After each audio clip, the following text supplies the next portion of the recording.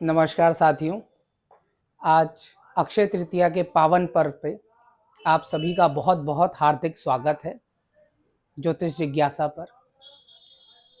और आज जो टॉपिक मैं आपके लिए लेके आया हूँ वो बेहद गूढ़ है, बेहद रहस्यों से भरा हुआ है और एक डिवाइन एनर्जी का प्रतीक है।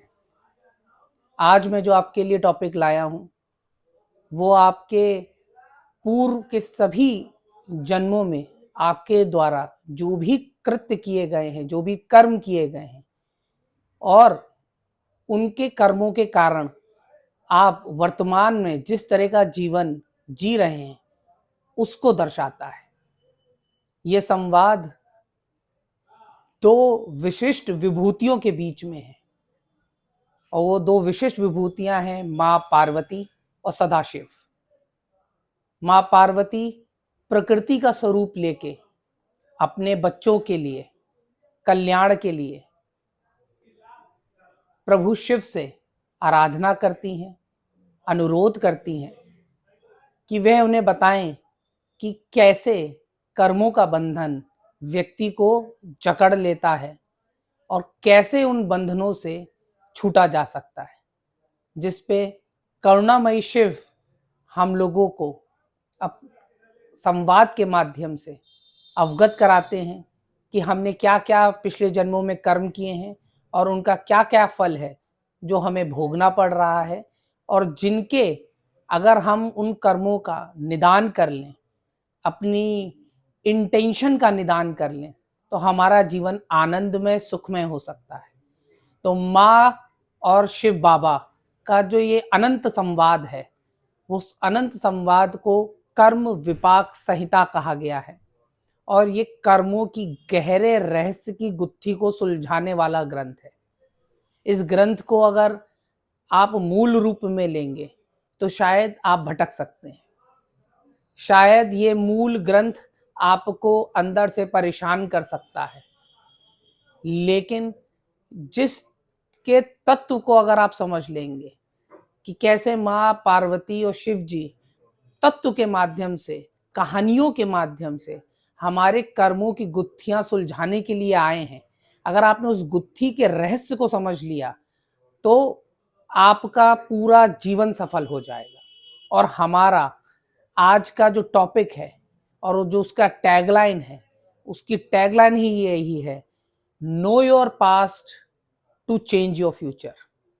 जब तक आप अपने पूर्व जन्मों को, पूर्व के किए गए कर्मों को आप नहीं समझेंगे, अवेयरनेस नहीं लाएंगे, बिना अवेयरनेस के जीवन जिएंगे, तो आप अपना भविष्य कभी भी नहीं सुधार सकते। आप अगर अपने पूर्व के जन्मों को समझ पाएंगे, ईश्वर की कृपा से, माँ पार्वती के आशीर्वाद से, शिव बाबा की कृपा से अगर आप अपने पूर्व के जन्मों को समझ पाएंगे तो आप अपने वर्तमान को बदल पाएंगे और यही वर्तमान नए भविष्य की रचना करेगा आपके लिए। तो अगर आप अपने भविष्य को एक नया स्वरूप देना चाहते हैं, जिस तरह के जीवन शैली आप जी रहे हैं उससे ऊपर उठ के जीवन को एक नया मोड़ देना चाहते हैं, अपने जीवन में ट्रांसफॉर्मेशन लाना चाहते हैं, तो ये जो शिव पार्वती संवाद है जो हम आपके लिए लेके आ रहे हैं, और ये बहुत गहरा संवाद है। गहरा इसलिए है कि ज्योतिष में अनेकों अनेक ग्रंथ हैं, लेकिन ये एकलौता ऐसा ग्रंथ है पूरे ज्योतिषीय उसमें जिसमें भगवान शिव और पार्वती माँ नक्षत्रों के ऊपर बात कर रहे हैं, क्योंकि नक्षत्रों के ऊपर सबसे कम बोला गया है, सबसे कम लिखा गया है और सबसे कम वैदिक टेक्स्ट हमारे पास उपलब्ध है। और उसमें भी ये नक्षत्रों को केवल नक्षत्रों पे बोला नहीं गया है, भगवान को चूंकि गूढ़ रहस्य खोलने थे, तो जैसे कहते हैं ना भगवान एक एक करके कलह खोलते हैं, एक एक गांठ खोल रहे हो जैसे भगवान, तो भगवान शिव ने एक एक गांठ खोली है यहाँ पे और हर एक चरण की बात की गई है। आपको बता दूं कि प्रत्येक नक्षत्र में 4 चरण होते हैं। 3 डिग्री 20 मिनट का एक चरण होता है, 13 डिग्री 20 मिनट का एक पूरे नक्षत्र का पूरा व्यास होता है। और ये जो 3 डिग्री 20 मिनट है, ये सबसे सूक्ष्म, सबसे महत्वपूर्ण, सबसे सेंसिटिव पॉइंट है हमारी कुंडली का, क्योंकि यही हमारा 3 डिग्री 20 मिनट नवमांश बनाता है। आप सब ज्योतिष के ज्ञाता हैं, आप लोग सब ज्योतिष जानते हैं, पढ़ते हैं, मनन करते हैं, इसलिए मुझे D9 या नवमांश की महत्ता बताने की आपको कोई आवश्यकता नहीं। आप पहले से जान रहे हैं कितना महत्वपूर्ण है D9। तो भगवान ने आपके D9 को खोल के रख दिया है और एक एक चीज आपकी बताई है। महत्वपूर्ण यह है कि कहानियों को प्रकृति कभी भी जब ईश्वर से संवाद करती है, आप प्रकृति को अगर आप ध्यान से सुनिए तो प्रकृति कभी भी सीधा संवाद नहीं करती। प्रकृति को अगर आपको समझना है तो एक अंग्रेजी की कहावत है, रीड बिटवीन द लाइंस। प्रकृति को केवल वो समझ सकता है जो सूक्ष्म स्तर पे उतर कर जो दिख रहा है, जो दृश्य है, उस दृश्य के परे जो देख सके। जब तक आप दृश्य के, क्योंकि आप दृश्य में वरना फंस जाएंगे, माया के जाल में फंस जाएंगे। इसीलिए ये जो संवाद भगवान ने किया है, बड़ा गूढ़ किया है, देखने में कहानी लग रही है, एक सरल सहज सी कहानी। शायद कुछ लोग इसको पढ़ के आत्मग्लानि में भी जा सकते हैं, गिल्ट ट्रिप में भी जा सकते हैं, जो कि नितांत गलत रवैया होगा इस ग्रंथ को समझने या पढ़ने का।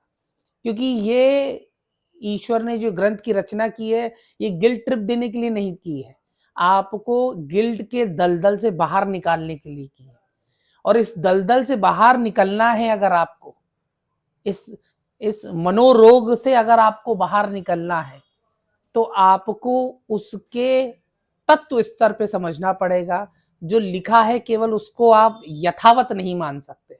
इसलिए जो हम आपके लिए लाए हैं उसमें तत्व प्रधानता है, उसमें साइकोलॉजी को समझते हुए उसके माध्यम से आपको बताने का प्रयास रहेगा, जिससे ना केवल आप कहानी को समझें पर कहानी के महत्व को समझें, उसके पीछे कहानी का इंटेंशन क्या है। क्योंकि करेक्शन कर्मों को, लोगों को लगता है शायद कर्मों को सही करके हम काम सही कर देंगे, नहीं। कर्मों से भी गहरा रहस्य है कर्मों का इंटेंशन। हमेशा याद रखिएगा, किस वृत्ति से काम किया गया है वो वृत्ति तय करती है आपका भाग्य।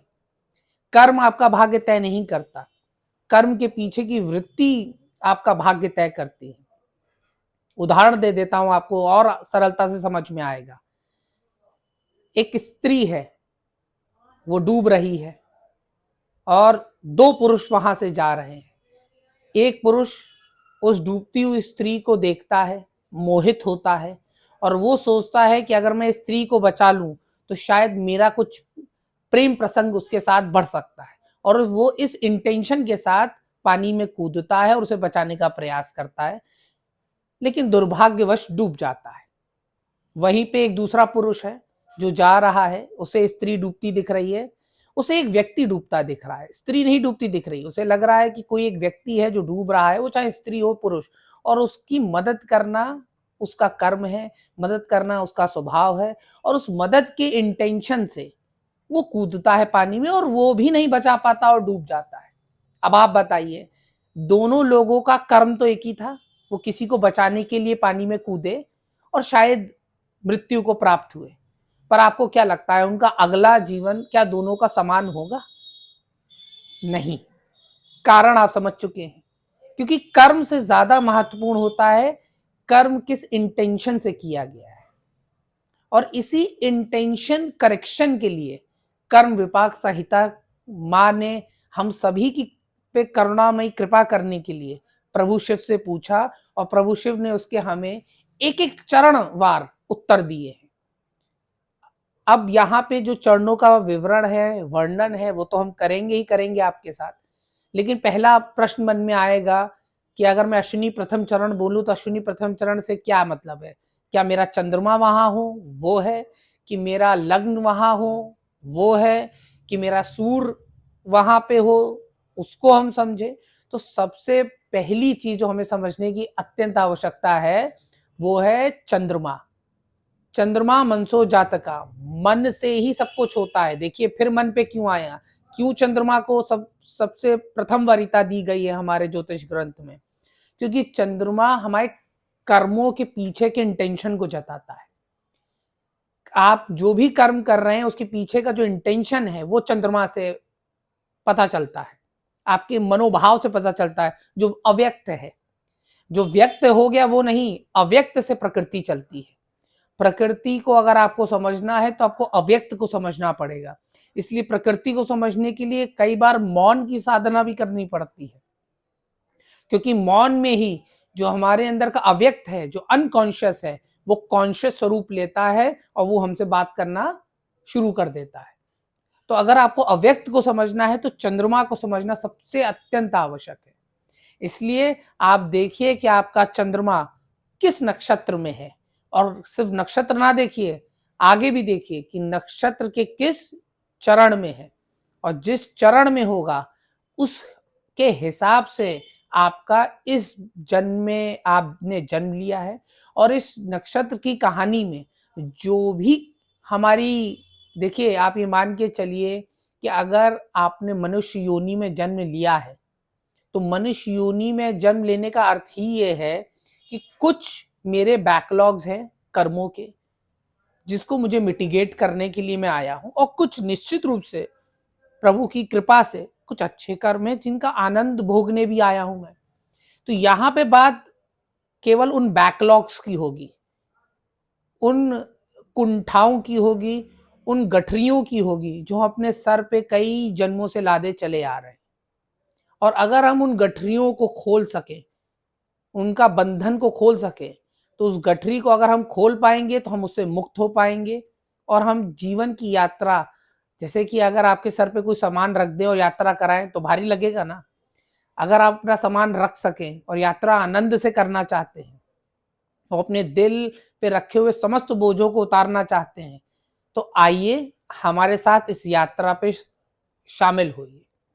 इस यात्रा पे शामिल होने पे आपको एक और चीज की अनुभूति होगी कि हमारा यहाँ पे केवल आपको ग्रंथ के बारे में बताना नहीं है, कहानी के बारे में बताना नहीं है, बल्कि आपके मन में जो साइकोलॉजिकल फियर्स हैं, गिल्टी है, ग्रीड है, ग्रीफ है, इन सभी ग्रंथियों को खोलना है। और ग्रंथि, देखिए जैसे शरीर में जब ग्रंथि पड़ती है, गांठ पड़ जाती है, तो शरीर की गांठ जब बहुत पड़ी रहे और सड़ जाती तो वही कैंसर बनती। कैंसर कुछ नहीं है, कैंसर कोई भी बीमारी नहीं होती। कैंसर केवल हमारे शरीर में, हमारी ग्रंथियों में जो गांठ पड़ जाती है और अनट्रीटेड रह जाती है, वही अंत में कैंसर के रूप में परिणित होती है। तो अगर आपके मन में जो गांठ है, ग्रंथियां हैं, जो कई जन्मों की ग्रंथियां हैं हमारी, उन ग्रंथियों को, उस कैंसर का इलाज करने का भी हमारा यहाँ प्रयास रहेगा। तो चलिए यात्रा को प्रारंभ करते हैं। और जैसा कि आप सभी को पता है कि हमारे यहाँ जो नक्षत्र का वर्णन किया गया है, सर्वप्रथम मेष राशि आती है, और मेष राशि से शुरू होता है हमारा अश्विनी नक्षत्र।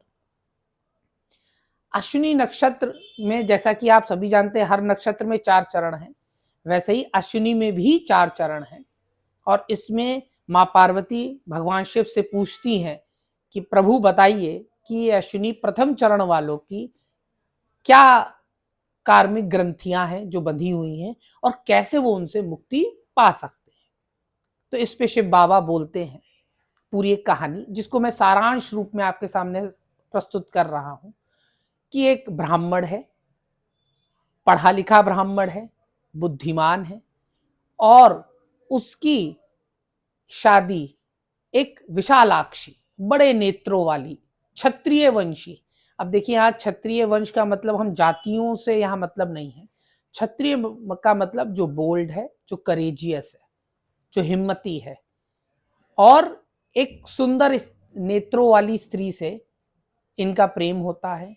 नरहरि नाम का एक उनका पुत्र जन्म लेता है, लेकिन वो पुत्र कहीं ना कहीं जो उसका धर्म है, जो आचरण है, वो धर्म और आचरण के विरोध में वो काम करता है, और इस वजह से वो कहीं ना कहीं गलत राहों पे जाता है। आगे चल के यही बच्चा अपनी माँ के साथ मिलकर अपने मित्र को ठगने का प्रयास करता है, अपने मित्र को ठगता है, उसका स्वर्ण ले लेता है और उस स्वर्ण को वो जीवन पर्यंत भोगता है। अंत में कहीं ना कहीं उसे एक गहन गिल्टी होती है, गहन दुख होता है कि उसने इस तरह के कृत्य किए, तो अपने जीवन में 1/6 भाग उस धन का दान भी कर देता है और मृत्यु को प्राप्त होता है। आगे कहानी में हमें बताया जाता है कि फिर वो नर्क भोगता है और नर्क भोगने के बाद उसको ईश्वर फिर से मनुष्य योनि देता है। तो देखिए, इससे हमें पता चल रहा है कि कहीं ना कहीं मनुष्य योनि में आने के दो तरीके मुख्य रूप से हैं। या तो कभी कभी हम स्वर्ग से च्युत होकर मनुष्य योनि में आते हैं, या फिर नर्क भोग के मनुष्य योनि में आते हैं। तो ये दो रास्ते मनुष्य योनि के लिए बताए गए हैं। वो मनुष्य योनि में आता है, लेकिन कहीं ना कहीं उसके बच्चे नहीं होते हैं, संतति नहीं होती है। संतति ना होना एक डिसकंटिन्यूटी को दर्शाता है। संतति का अर्थ यहाँ पे बच्चे से तो है ही है, लेकिन उसके साइकोलॉजिकल लेवल पे अगर हम समझे तो कंटिन्यूटी से है कि जो आपने प्रारंभ किया है उसकी निरंतरता बनी रहे, कंटिन्यूटी बनी रहे। तो वो कंटिन्यूटी ब्रेक ना हो, इसके लिए हम चाहते हैं कि हमारे बच्चे हों, ताकि हम उसको अपने धन को, अपनी संपदा को, अपने धर्म को, अपनी विरासत को किसी को सौंप सके, ताकि वो हमारी कंटिन्यूटी या यात्रा को आगे बढ़ाता रहे। तो ये कंटिन्यूटी ब्रेक होने का समस्या उनके सामने आती है और फिर भगवान प्रायश्चित बताते हैं कि भाई जो आपने गलत किया है उसका इंटेंशन सही करिए, दान करिए, यज्ञ करिए, हवन करिए और अपने इस कृत्यों से मुक्ति पाइए। तो यहाँ पे हमने अश्विनी का अगर हम बात करें प्रथम चरण की, तो एक मूल स्वभाव जो हमें अश्विनी प्रथम चरण की समस्या समझ में आई वो ये आई कि पहली बात, उनका रोमांटिक रिलेशनशिप, उन्हें अपने रोमांटिक रिलेशनशिप में कहीं ना कहीं अवेयर रहना पड़ेगा। क्यों? क्योंकि बहुत ईजिली वो किसी के साथ भी रिलेशनशिप में चले जाते हैं और आपको ये लगता है कि आप कोई भी रिलेशनशिप में जा रहे हैं, आप किसी के साथ भी किसी भी तरह का संबंध स्थापित कर रहे हैं, आप अपने लिए वो एक साइकिल क्रिएट कर रहे हैं। क्योंकि आप आज जिन लोगों के बीच में अपना जीवन यापन कर रहे हैं वही लोग हैं जिनके साथ आपने किसी ना किसी रूप में मित्र का, पत्नी का, पुत्र का, पिता का संबंध निभाया है। वो जो ग्रुप है वो ग्रुप कॉमन रहता है। और अगर आप दुखी हैं, द्रवित हैं, परेशान हैं, तो कहीं ना कहीं आपको इवॉल्व होने की जरूरत है। और देखिए, आप इवॉल्व ऐसे हो नहीं पाएंगे जब तक उन ग्रुप के साथ जो आपका कार्मिक बंधन है उसे न्यूट्रलाइज ना कर दें और बेहतर ग्रुप की ओर आप अग्रसर ना हो। तो अगर आपको बेहतर ग्रुप की ओर अग्रसर होना है तो सर्वप्रथम अपने अश्विनी प्रथम चरण वालों को किनके साथ रिलेशनशिप रख रहे हैं बहुत इंपॉर्टेंट है। आप अपने रिलेशनशिप के प्रति बहुत संवेदनशील रहें, अवेयर रहें। रोमांटिक रिलेशनशिप के प्रति विशेषता, क्योंकि जिसके साथ भी आप रोमांटिक रिलेशनशिप में जा रहे हैं आप उसके कर्मों को भी अपने अंदर ओढ़ ले रहे हैं। अब उसके कर्मों के भोग के आप भागी बन रहे हैं साथ में। तो हमेशा रोमांटिक रिलेशनशिप और फ्रेंडशिप, ये दो तरह के जब भी आप संबंध बनाएं उनको लेके अवेयरनेस जरूर रखें, पारदर्शी बने, किसी भी प्रकार का धोखाधड़ी करने का प्रयास ना करें। बहुत संभावना है कि इसके विपरीत आपके रिलेशनशिप या आपके मित्र आपको धोखा दें, तो दुखी भी नहीं होना है। वो एक कर्मों का बैलेंस था जो पिछले जन्म में आपने किया था, वो बैलेंस देने आए थे और आपको इन्हीं दो जगहों से बैलेंस मिलेगा भी जीवन में। मित्र से मिलेगा या तो आपको रिलेशनशिप से मिलेगा, रोमांटिक रिलेशनशिप से मिलेगा। तो इन दोनों के प्रति आपको अवेयरनेस से रहना है, गिल्ट से नहीं जाना है, डर से नहीं जाना है।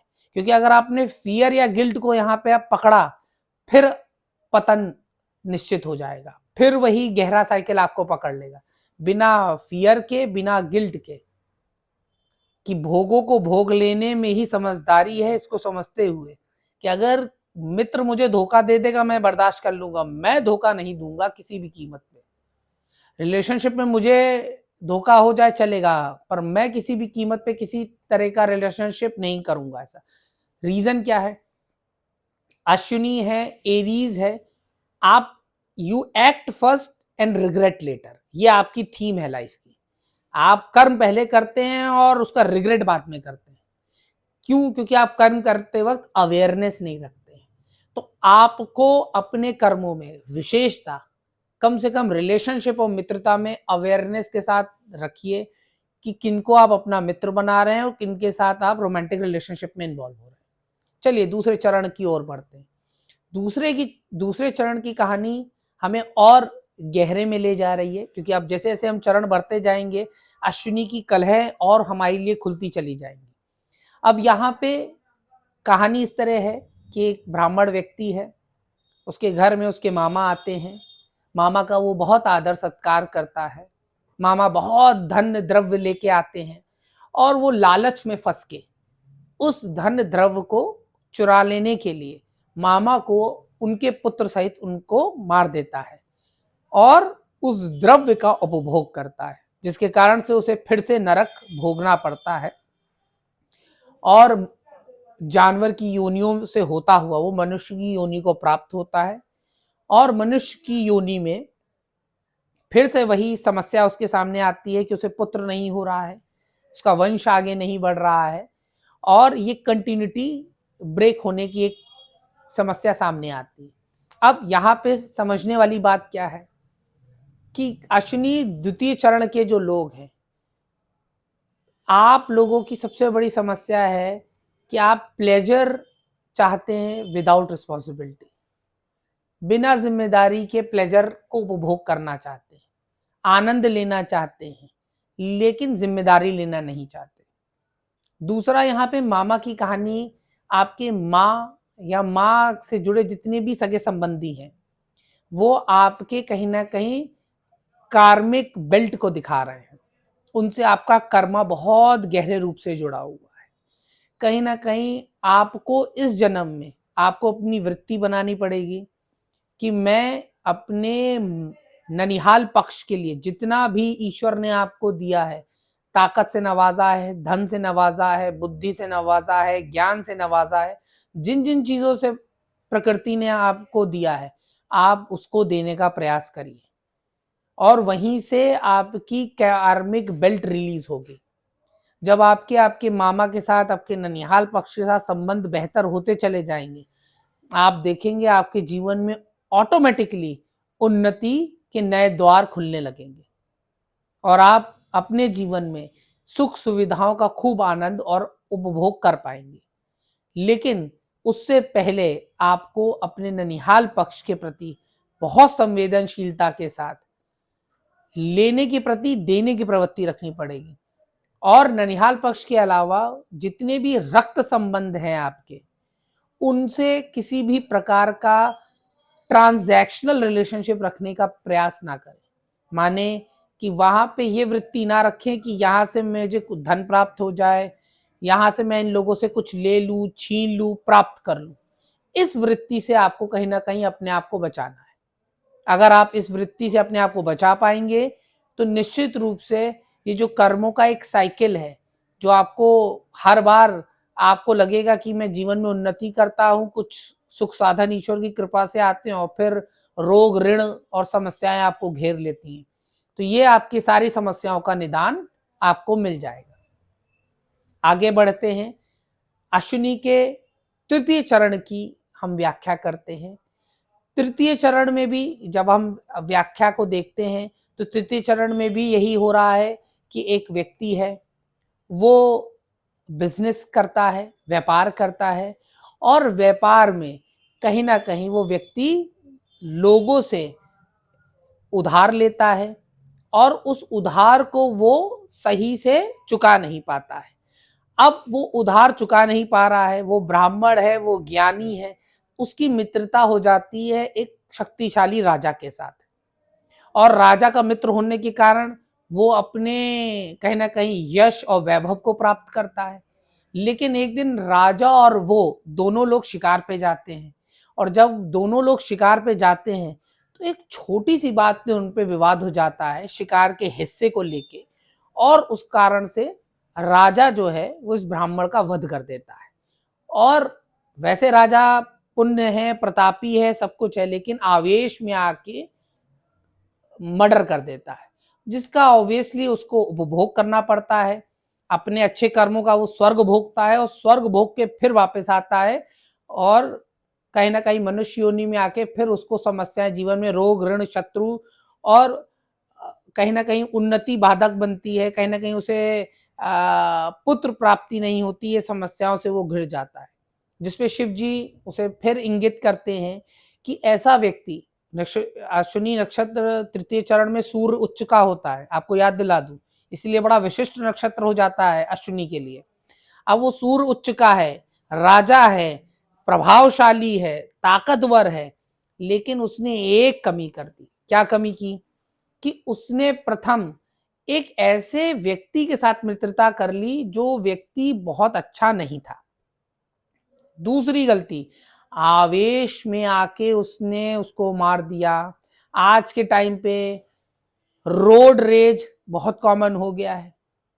सबसे ज्यादा रोड रेज का शिकार अश्विनी नक्षत्र तृतीय चरण वाले हैं।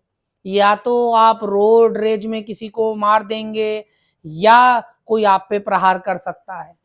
तो जब भी अश्विनी तृतीय चरण वाले यात्रा पे निकलें, गाड़ी चलाएं, आपको ईश्वर ने सब कुछ नवाजा है, पुण्यों से नवाजा है। केवल आवेश में, एक क्षण के आवेश में लिए हुए डिसीजन को आप जिंदगी भर रिग्रेट करेंगे। अगर आप नहीं करना चाहते हैं तो आपको अपने आवेश पे लगाम कसनी पड़ेगी। सूर्य यहाँ एग्जॉल्ट हो रहा है, रॉयल्टी दिखानी पड़ेगी। रॉयल्टी का मतलब क्या? राजा जो गया था, जो उसने शिकार किया, उसके बंटवारे को लेके वो लड़ पड़ा। राजा आदमी थे आप, अगर कोई आप जान रहे हैं वो ज्यादा ले रहा है तो ले लेने दीजिए। ईश्वर ने कोई कमी कर रखी है आपके लिए?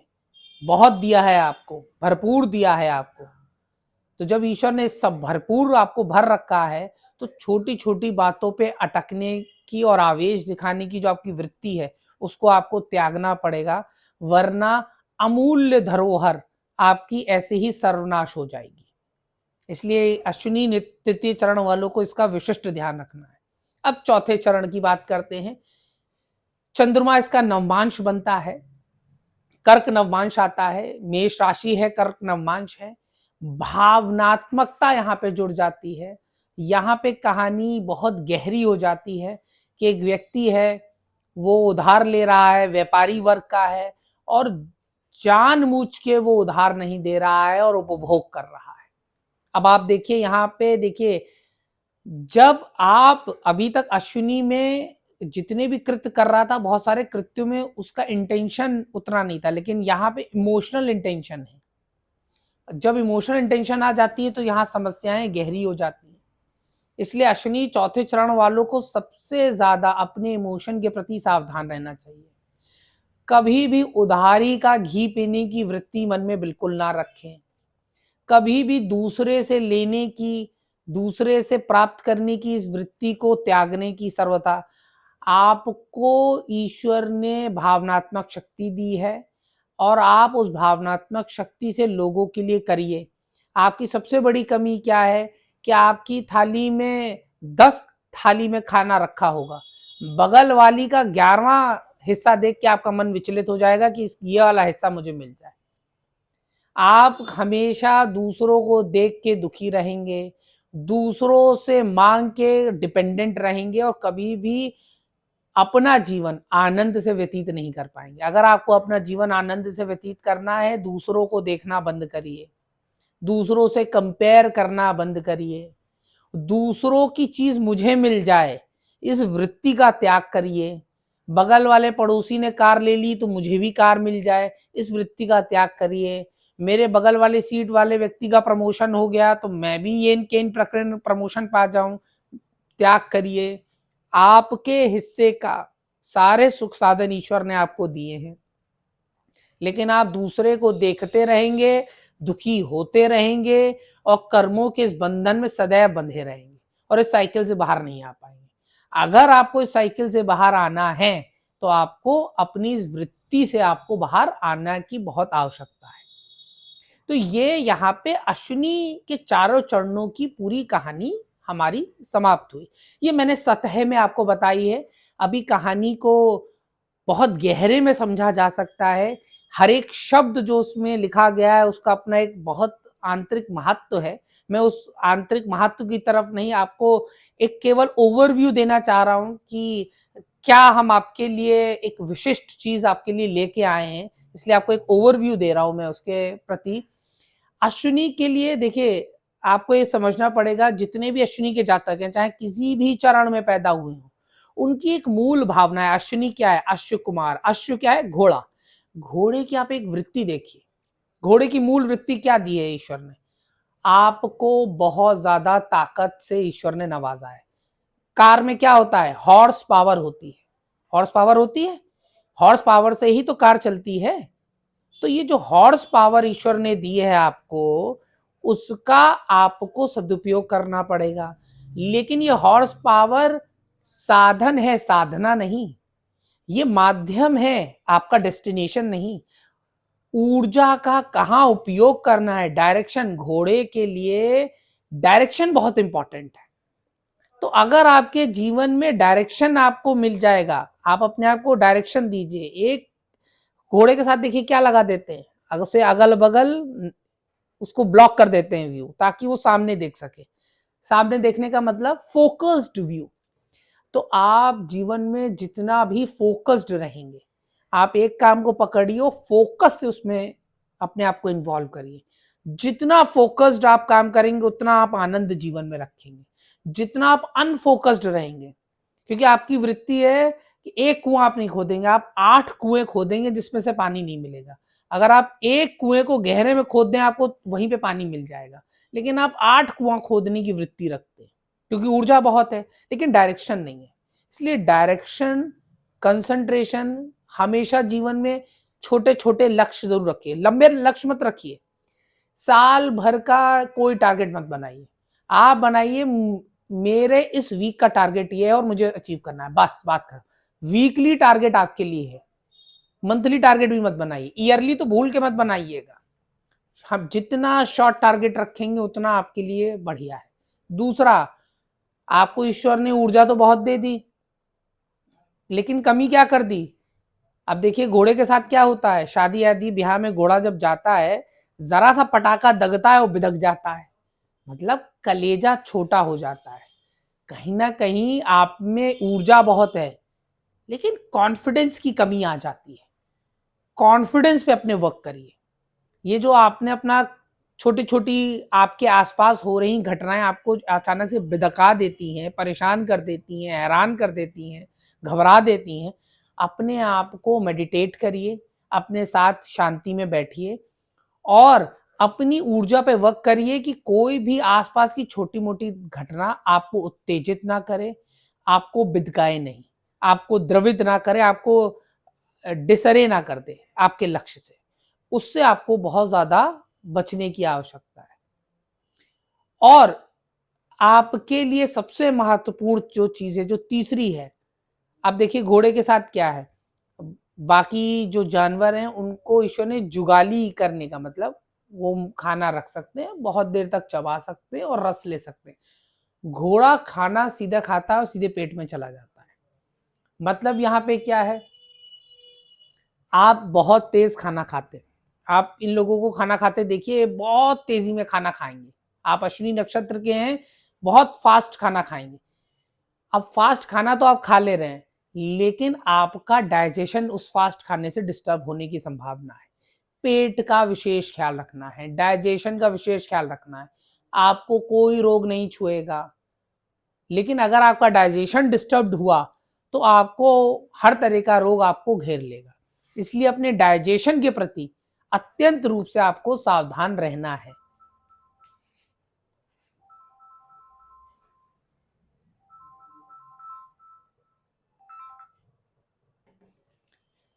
चलिए, धन्यवाद आप सभी लोगों का। और आज हमने अश्विनी की यात्रा की। इसी तरह समस्त 27 नक्षत्रों 28 नक्षत्रों की हमारी यात्रा है अभिजीत सहित।